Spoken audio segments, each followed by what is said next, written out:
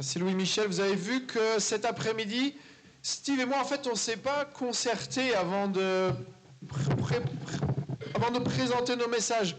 Moi, j'avais à cœur d'enseigner sur l'entrée dans la terre promise, et Steve, il a donné un message sur Goliath. Et vous voyez qu'en fait, les deux se rejoignent et se complètent. Et ça, c'est vraiment l'œuvre du Saint-Esprit. Et là, tout de suite, je ne vais pas enseigner, je vais témoigner, qu'on puisse vraiment être attentif, qu'on puisse vraiment demander cette onction, parce que le Seigneur est vraiment là, il veut se déverser. Amen.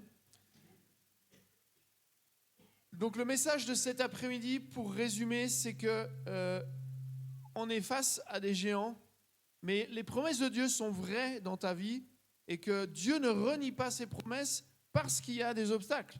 Il veut t'aider à les dépasser avec lui.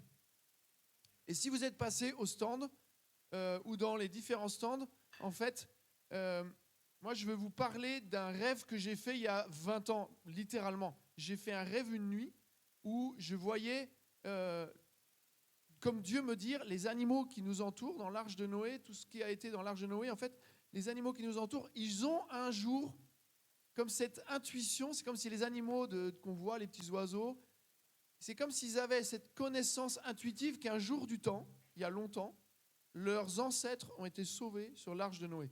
Et c'était une révélation prophétique et mystérieuse.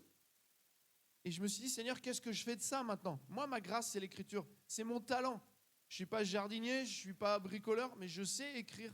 Et c'est le talent que le Seigneur m'a donné. Et quand je me suis converti, je dis, Seigneur, tout ce que tu m'avais donné dans l'écriture, je te le remets. Et il y avait certaines choses que j'avais écrites qui n'étaient pas de Dieu, qui n'avaient pas été publiées, et Dieu merci. Et donc je dis, Seigneur, je te remets mon talent maintenant, qu'est-ce que tu veux que j'en fasse ? Et j'ai écrit une trilogie autour de l'arche de Noé qui a été publiée il y a une quinzaine d'années, et puis qui s'est épuisée, et les éditeurs ont pris leur retraite. Et il y a 3 ans, une nouvelle éditrice me dit, voilà, je voudrais bien rééditer ta trilogie, elle m'avait bien plu.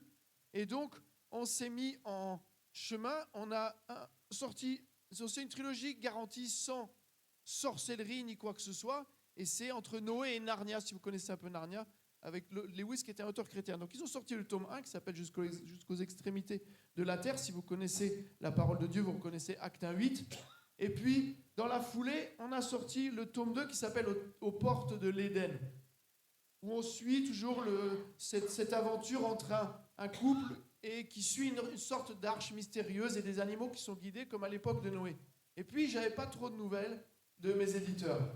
Et au mois de novembre, finalement, ils me disent, bon, ça ne s'est pas vendu comme on voulait, vous savez, le monde de l'édition, ce n'est pas toujours très simple.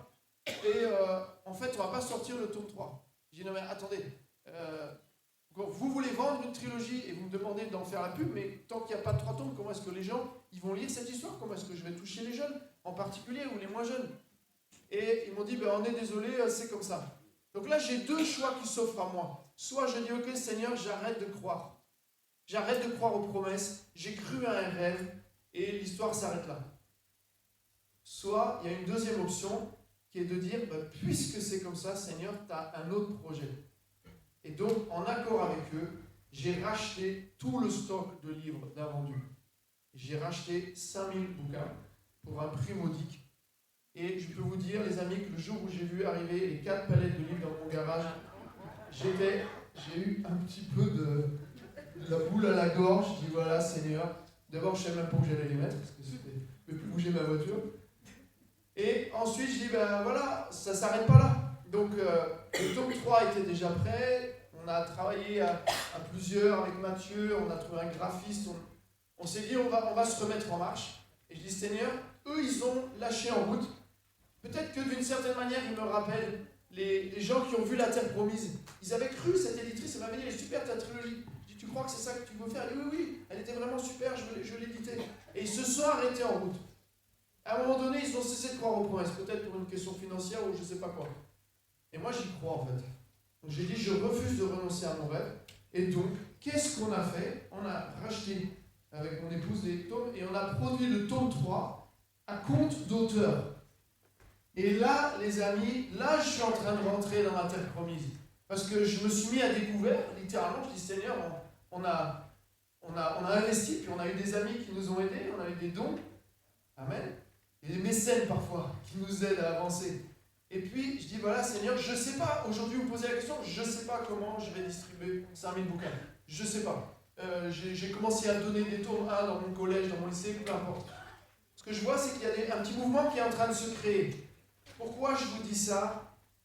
Parce qu'à un moment donné, t'es prête, parce qu'à un moment donné, j'ai eu le choix entre arrêter d'y croire et me dire, en fait, voilà, Seigneur, c'était un beau rêve, mais c'était peut-être un rêve, et tous ces bouquins, ils vont aller au pilon et on va les détruire. Soit me dire, Seigneur, tu veux m'emmener d'une autre manière vers ce que tu m'as montré il y a longtemps.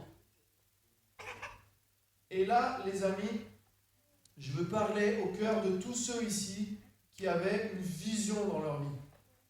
Il y avait une vision dans ta vie, il y avait un projet, il y avait un rêve de Dieu, et il y avait une promesse que Dieu avait déposée dans ton cœur. Et à un moment donné, pour une raison ou pour une autre, en fait, tu as cessé d'y croire. Et tu t'es laissé peut-être voler les promesses de Dieu.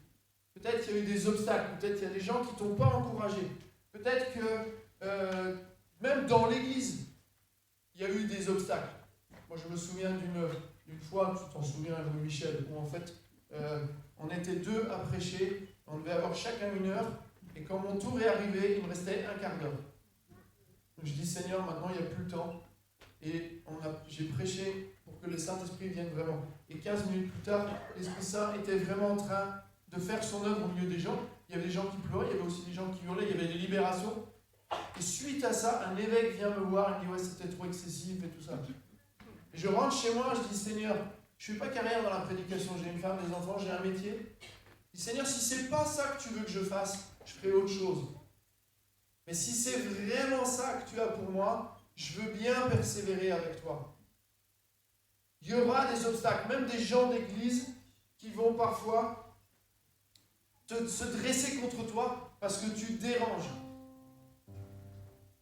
Bienvenue sur terre. Bienvenue sur terre. Et c'est pas mieux dans une église ou dans l'autre. Parce que là, tu es en proie au géant, tu es en proie au Goliath, tu es en proie au serpent dont nous a parlé Steve tout à l'heure. Mais parce que je me suis laissé effrayer par ce serpent, en fait, il sifflait tellement fort qu'à un moment donné, j'ai cru que j'étais David. J'ai cru peut-être que je pouvais courir vers Goliath et le terrasser avec mes 5 cailloux. Puis en fait, il y avait plein de pensées dans ma tête, comme tu disais. Et en fait, les pensées disaient, il est trop fort. Il est trop fort, ça ne marchera pas, peut-être tu ferais mieux de fuir et aller ailleurs. Et à ce moment-là, je me suis fait voler mon héritage, rien de moins. Je me suis fait voler mon héritage parce que la situation était ce qu'elle était. Et Seigneur, maintenant, je te prie pour tous ceux ici qui ont été spoliés dans l'église. Ton héritage a été spolié. Des gens se sont dressés contre toi. On t'a démonté, on t'a critiqué et on a vraiment, peut-être même parfois on t'a humilié dans ton église. Et moi ce soir je voudrais qu'on prie maintenant pour tous ceux qui se sont dit, Seigneur, s'il y a peut-être encore une chance que tu fasses quelque chose pour moi, si c'est vrai ce que tu avais dit sur moi il y a longtemps, je veux bien y croire. Est-ce qu'il y a une chance ce soir que tu veux dire, Seigneur, je veux bien t'ouvrir cette porte que je croyais fermée. S'il y a des équipiers de prière, je voudrais bien vous voir avancer, s'il vous plaît. Et les autres, je vous invite à vous lever.